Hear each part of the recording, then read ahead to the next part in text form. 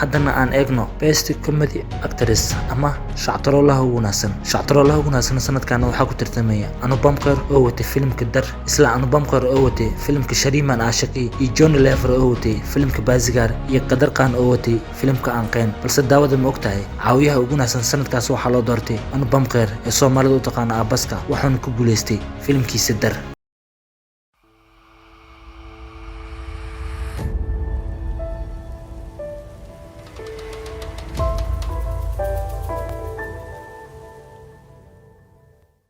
السلام عليكم ورحمة الله وبركاته. كلنتي وناسن داود يلقو سو دواده برنامجكيني aan kaga hadli jiran taariikh nololeedka fanka Bollywoodka haddii aan lahayn atoor aan Trisha aan ay ku koonfurta India. balse barnaamijkeena maanta waa barnaamijkeeni ma ogtahay mise ogtiin daawade 1994 sida loogu kala guuleystay xidignimada shirkadda Filmfare Awards ee bixiso atoorayaasha isugu soo haray Trishooyinka isugu soo haray. wili barnaamijkeena wili waxaan ku sii anbaqaadi doonaa filimkii ugu wanaagsanaa sanadkaas, atoorihii ugu wanaagsanaa, Trishadii ugu wanaagsaneed, atoor caawihii ugu wanaagsanaa iyo Trisha caawidii ugu wanaagsanaa iyo sidii loogu kala guuleystay 1994. balse filmadan hadda aan doonayn inaan ka hadlo badankoodu waxay soo baxeen ama dhamaantood ay soo wada baxeen 1993. xafladda oo kaliya ayaa waxaa la qabtay 1994 Filmfare Awards qaybta atooraha ugu wanaagsan waxaa ku tartamay. tartankaasina wuxuu ahaa mid adag, waxaana isugu soo haray 6 atoor ayaa ku kala tartamay qaybta atooraha ugu wanaagsan. 6dana waxay kala ahaayeen SRK ama Shah Rukh Khan oo ku tartamay filimka Bazigar, iyo Aamir Khan oo ku tartamay filimka Hum Hai Rahe Pyar Ka, iyo Govind oo ku tartamay filimka Anqeen, Jackie Shroff oo ku tartamay filimka Gardish, Sanjay Dutt oo ku tartamay filimka Qalniyad, iyo Sanadol oo ku tartamay filimka Dar.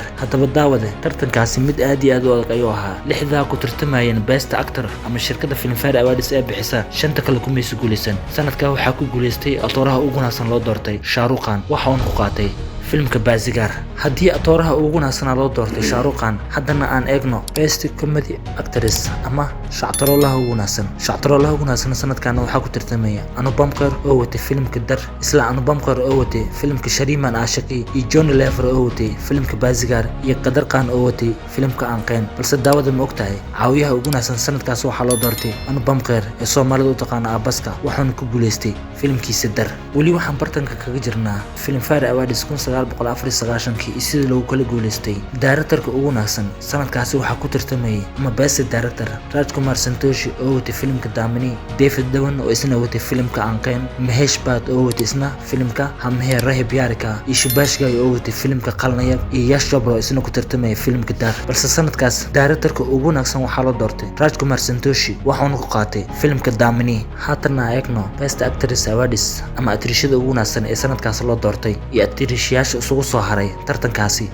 atrishada Juhi Jalwa oo ku tartamaysay filimka Hum Hai Rahe Pyar Ka, iyo Dimple Kapadia oo ku tartamaysay filimka Rudali, iyo Juhi Jalwa oo iyadana ku tartamaysay filimka Dar, iyo Madhuri Dixit oo iyadana ku tartamaysay filimka Qalniyad, iyo Meenakshi oo ku tartamaysay filimka Damini, iyo Sari Devi oo iyadana ku tartamaysay filimkii Gumrah. balse ogow sanadkaasi atrishada ugu wanaagsan waxaa loo doortay Juhi Jalwa, waxa ayna ku qaatay filimka Hum Hai Rahe Pyar Ka. haatana eegno sanadkaasi 1994 xafladii la qabtay laadarka ugu wanaagsanaa qofkii loo doortay iyo tartamayaasha ku tartamayeen best actress in negative role. waxaa ku tartamayay Paresh Rawal oo watay filimka Sir, Amrish Puri oo isagana ku tartamay filimka Damini, Gulshan Grover oo isna ku tartamay filimka Sir, Raj Barbar oo ku tartamay isna filimka Dalal, iyo Shah Rukh Khan isna ku tartamay filimka Dar. balse sanadkaasi laadarka ugu wanaagsan waxaa loo doortay Paresh Rawal ee Soomaalida u taqaan Osabuka, waxaana ku qaatay filimkiisa Sir.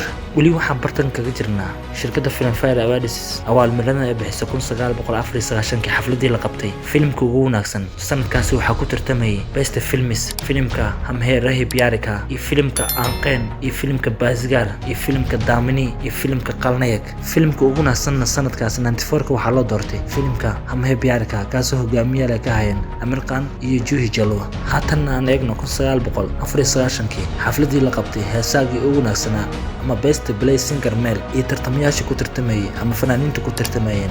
sanadkaasi fanaaniinta ku tartamayeen waxaa kamid ah Kumar Sanu oo ku tartamayay filimka Bazigar ee heestii ahayd iyo Kali Kali Ake. isla Kumar Sanu ayaa wuxuu ku tartamayay filimka Bazigar heesta Bazigar iyo Udit Narayan oo isagana ku tartamayay heesta Jadoo Teri Nazar, Vinod Rathore oo isagana ku tartamayay filimka Nayak, heesta Nayak Nahi ee filimka Qalniyad ku jirto. sanadkaasni fanaanka ugu wanaagsan ama best play singer male waxaa loo doortay Kumar Sanu, waxaana ku qaaday heesta Bazigar ku jirtay iyo Kaliyake.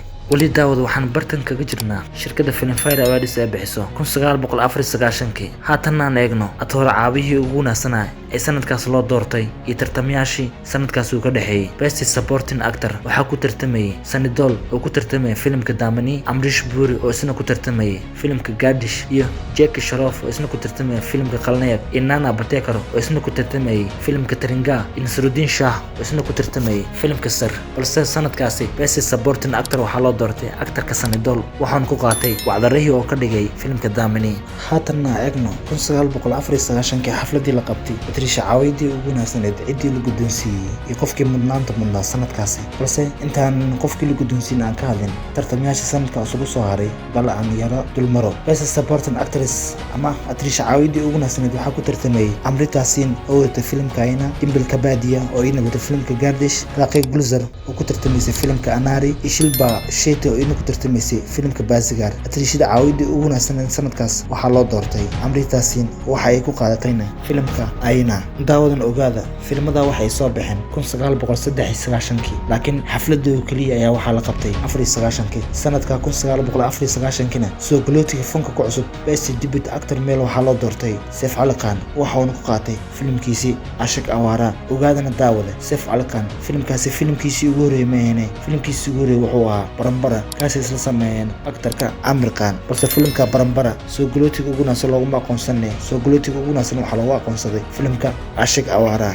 haatanna waxaa inoo haray Best Playback Singer Female ama heesaayadii ugu wanaagsaneed ee sanadkaas loo doortay 1994 Alka Yagni ayaa wuxuu ku tartamaysay filimka Qalnayad, haddana isla Alka ayaa wuxuu ku tartamaysay filimka Bazigar, isla Alka haddana mar saddexaad wuxuu ku tartamaysay filimka Hum Hai Rahi Pyar Ka, isla Alka haddana wuxuu ku tartamaysay filimka Qalnayad. waxaana xusid mudan Alka in loo doortay heesaayadii ugu wanaagsaneed ee sanadkaasi 1994. daawadan ogaada sanadkaasni soo galootiyada ama tirishada soo galootiga fanka cusubna waxaa loo doortay Mamta Kulkarni. daawad haddii aad tahay markii ugu horreysay soo boqoto YouTube channelkeena Dulucda Filimada, subscribe inoo saar, like iyo share ta hanaga iloobin. barnaamijkan barnaamij lamid intaan kulmayno waxaan idinka tagi doonaa. assalaamu calaykum waraxmatullaahi wabarakaatuh.